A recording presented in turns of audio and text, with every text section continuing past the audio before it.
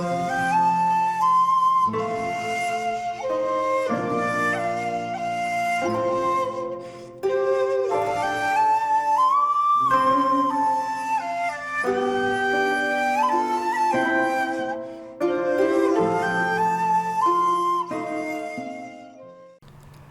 there, this is Solitaire Ronan from Solitaire Ronan Films, and welcome to a random review. Today we're going to 1951 and Douglas Sirk's Thunder on the Hill. This is part of Kino Lorber's film noir Dark Side of Cinema Volume 2. Now, I haven't seen any of the Douglas Sirk colour melodramas. I think I have 4 Douglas Sirk films, but they're all black and white and none of his classics. I haven't got around to them yet. But this one is rather fantastic. It stars Claudette Colbert. Obviously it's 1951, so a little bit older Claudette Colbert, a bit more mature, and also Anne Blythe, who's in Mildred Pierce, amongst other things. But what makes this interesting is, yes, it's in a film noir set, but it does kind of bring up the what exactly makes a film noir. It's black and white, it's part mystery, it's part gothic. You could almost count it as a gothic noir, or a detective noir. It's basically about a town near Norwich, England. It's funny because the opening sets, there's a storm, obviously, hence the thunder on the hill. And the sets look very similar to the sets in Night of the Hunter, 1955, by Charles Laughton. I'm sure it's not the same sets, but they have that artificiality on the exteriors. And then we're in a nunnery. This is probably my third favourite nun film, behind Black Narcissus and The Devils. I've still to watch Verhoeven's Benedetta, which I have on 4K, but I'll get to that at some point. So Claudette Colbert is actually introduced as this nun that is very into always being right and is very disciplined, and is into discipline, not in that way. It's not the Verhoeven film. She's not the Mother Superior, but she's essentially the second in charge. I'm not quite sure how nunneries work. So there's a storm and people from the village are in the nunnery, which has a doctor's establishment as well, and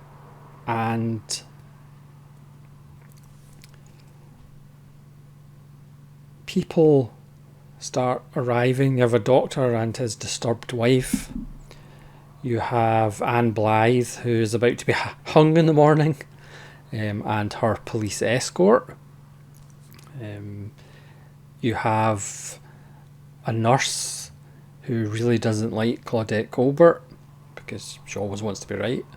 You have a wonderful Irish nun who says things like, her catchphrase is never burn a newspaper and never throw away a bit of string, because she's got 101 uses for them.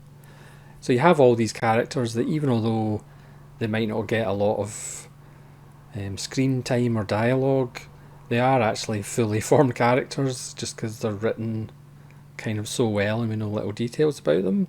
You also have Michael Pate as a kind of man-child. He's a bit slow. I suppose in the olden days he would probably be the village idiot. And he's kind of a handyman around the place. And he holds one of the keys to the whole mystery. Certainly out of the black and white films that I've seen of Sirk, and again it's a very small amount, this is the best looking one. Again, it's shot beautifully in black and white as I say, it looks quite gothic. The use of shadows, it's almost like an old dark house film. So it does look absolutely beautiful, and the Kino Lorber transfer is excellent. There's no extras in the disc because that's just one of the things with Kino Lorbers. Couple of trailers. So the main gist, yes, you have all these kind of wee side characters with their own stories, which I won't really go into, but the main crux is the fact that Anne Blythe is going to be hung in the morning once the storm abates, because she allegedly poisoned her brother. And she is introduced, all the villagers hate her. They think she's going to be bad luck. They think the storm's going to kill them all, because she's got the mark of Cain on her. She's a devil woman. And certainly when we first introduce her, she's very angry, and no matter what Colbert tries to do to placate her or help her out before she gets hung by the neck until she's dead, she's very resistant to and very aggressive towards her. But slowly she does kind of approach middle ground a little bit. And Claudette Colbert has this feeling that she couldn't possibly have murdered her brother, because obviously she's far too beautiful to murder somebody, because beautiful people don't murder people, obviously. Not that Claudette Colbert says that, of course, because that would be utterly ridiculous. So Claudette Colbert goes into like full detective mode, so it almost becomes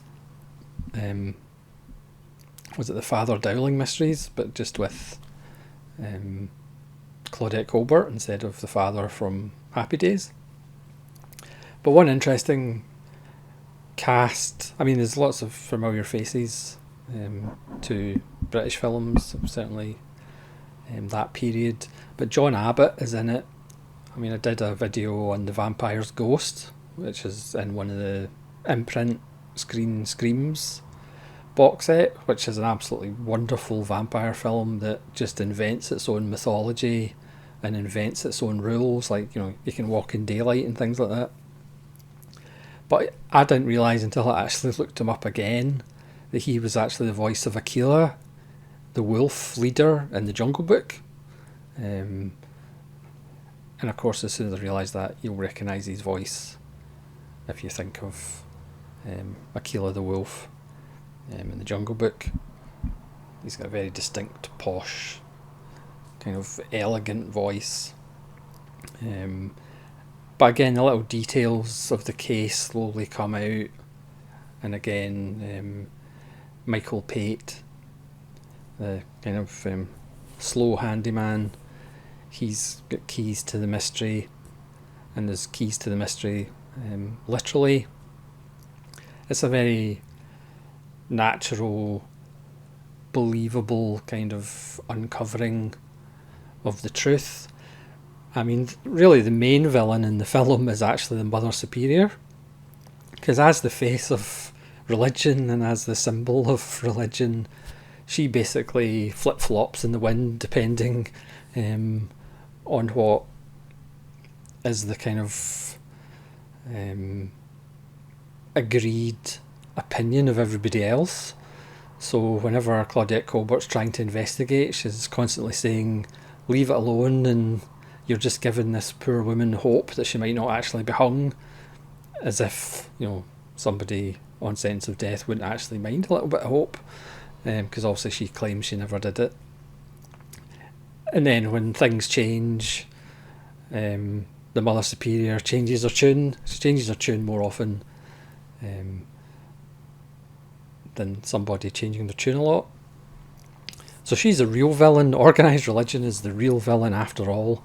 But tremendous performance by Colbert, who, as I say, this is not the 30s or the 40s anymore. But she needs to be that little bit older to be believable as a nun. Obviously, if this was made in 1936, it wouldn't really be that believable.